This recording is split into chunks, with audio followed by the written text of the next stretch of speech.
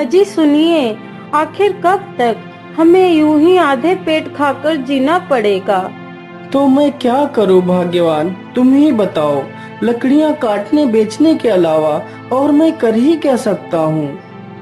आप राजा के पास क्यों नहीं जाते? वह जरूर आपको कोई ना कोई काम अवश्य दे देंगे।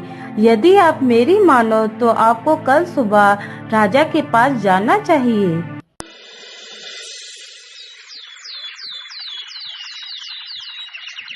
सुबह होते ही सुल्तान सिंह राजा से मिलने के लिए चल पड़ता है।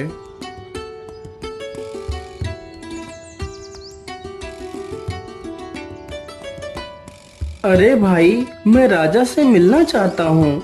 कृपया मुझे राजा से मिलने दिया जाए। हाँ हाँ, ठीक है, आप यहीं ठहरिए, हम आपका संदेश राजा तक पहुंचा देते हैं।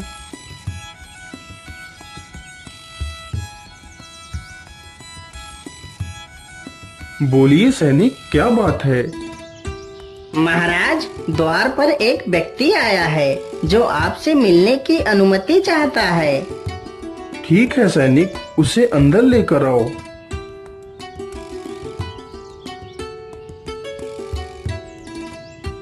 बोलिए, क्या बात है? कौन हो तुम और मुझसे क्यों मिलना चाहते हो?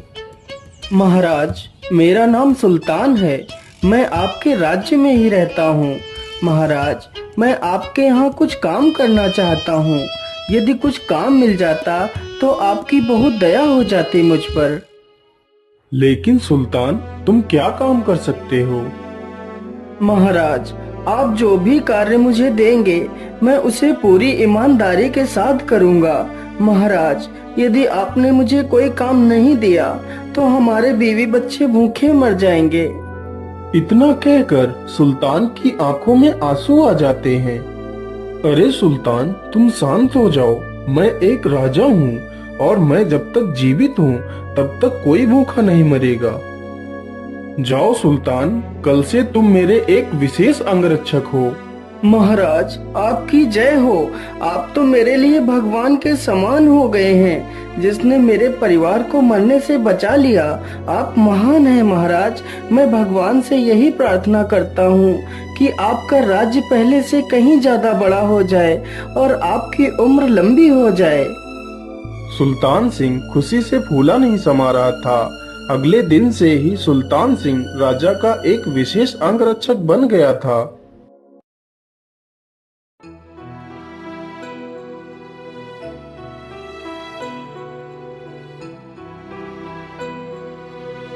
अरे सुल्तान सिंह, हमें बहुत जोर की प्यास लगी है। हमारे लिए कुछ पानी लेकर आओ। जी महाराज, मैं अभी पानी लेकर आता हूँ।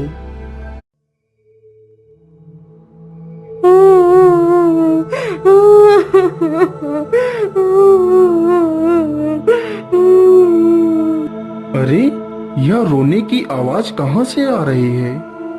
सुनो सुल्तान, जो रोने की आवाज मुझे सुनाई दे रही है, क्या वही आवाज तुम्हें भी सुनाई दे रही है? हाँ महाराज, यह आवाज मुझे भी सुनाई दे रही है। लेकिन यह आवाज तो मुझे लगता है शमशान से आ रही है। हाँ महाराज, यह आवाज शमशान से ही आ रही है। अरे सुल्तान सिंह, तुम जाकर देखो, इतनी रात्रि में कौन रो रहा है? सुल्तान सिंह तुरंत ही अपनी तलवार उठाता है और शमशान की ओर निकल पड़ता है। उधर राजा किसी गहरी सोच में डूब जाता है। किसी विद्वान ने कहा है, जिसको अपना नौकर आजमाना हो तो उसे बेवक्त कोई भी काम बता दें। यदि अपना मित्र आजमाना हो तो बुरे वक्त में उससे सहायता अवश्य मांगे। चलो, आज मैं देखता हूँ सुल्तान मेरे लिए क्या करता है।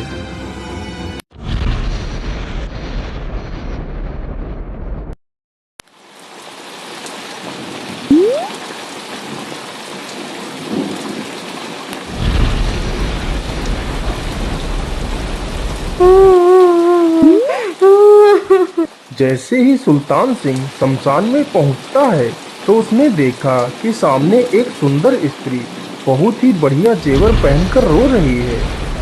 तुम कौन हो देवी, और ऐसे क्यों रो रही हो? वह भी रात के समय इस शमशान भूमि में रोने का क्या अर्थ है? देखो राजा के सिपाही, मैं राजा मान सिंह के घर की लक्ष्मी हूँ, मगर इस समय राजा पर भारी संकट आने वाला है, जिसके कारण वह 1 महीने में ही मर जाएंगे। बस यही दुख है मुझे, इसीलिए मैं रो रही हूँ। हे देवी माँ, क्या राजा को इस संकट की घड़ी से बचाने का कोई उपाय नहीं है? उपाय तो है पुत्र, लेकिन उसके लिए बहुत बड़ी कुर्बानी देनी पड़ेगी। हे देवी माँ, आप सिर्फ मुझे उपाय बताइए, मैं अपने राजा के लिए कोई भी कुर्बानी दे सकता हूँ। देखो पुत्र, यदि तुम वास्तव में अपने राजा का जीवन चाहते हो तो गांव के बाहर जो देवी माँ का मंदिर है उसमें जाकर अपने बेटे की बलि चढ़ा दो। ऐसा करने से राजा की आयु 100 साल बढ़ जाएगी। उस औरत के मुंह से यह बात सुनते ही सुल्तान भाग खड़ा हुआ और पीछे पीछे वह राजा भी साये की तरह चल रहा था। राजा यह देखना चाहता था कि उसका विशेष अंगरक्षक उसके लिए क्या कर सकता है। सुल्तान सिंह घर पहुंचकर अपनी पत्नी को सारी कहानी बताता है। तभी उसकी पत्नी अपने पुत्र के ऊपर हाथ फेरते हुए कहती है, बेटा, हमारे राजा का जीवन खतरे में है। वह सिर्फ इसी हाल में बच सकते हैं यदि तुम्हारी बलि उस मंदिर में चढ़ाई जाए। बोलो पुत्र, तुम इस बारे में क्या कहना चाहोगे? माँ, एक तो माता पिता का हुक्म है, दूसरे हमारे राजा का जीवन संकट में है, तथा तीसरा यह शरीर देवी माँ को अर्पण होगा। इससे ज्यादा सौभाग्य की बात मेरे लिए और क्या हो सकती है? पिताजी, आप जल्दी चलिए, कहीं हमारे राजा पर कोई संकट न आ जाए। इतना कहकर चारों देवी माँ के मंदिर में पहुँचते हैं। हे माँ आदिशक्ति, देखो मैं अपने पुत्र की बलि इसलिए दे रहा हूँ ताकि हमारे राजा का जीवन और भी लंबा हो जाए। हे माँ आदिशक्ति, आप मेरे पुत्र की जान ले लीजिए, उसके बदले हमें राजा के प्राण लौटा दीजिए। इतना कहकर सुल्तान सिंह अपनी तलवार निकालता है और जैसे ही वह अपने पुत्र को मारने के लिए आगे बढ़ता है, रुक जाओ सुल्तान, तुम ये क्या कर रहे हो? तुम अपने ही हाथों से अपने पुत्र को मार रहे हो। अरे महाराज, आप यहाँ? महाराज, मैं अपने पुत्र का बलिदान आपके प्राण बचाने के लिए ही कर रहा हूँ। मैं सब कुछ जानता हूँ मित्र, तुम मेरे प्राण बचाने के लिए अपने पुत्र की कुर्बानी दे रहे हो, लेकिन मित्र यह सब कुछ मैंने ही किया है।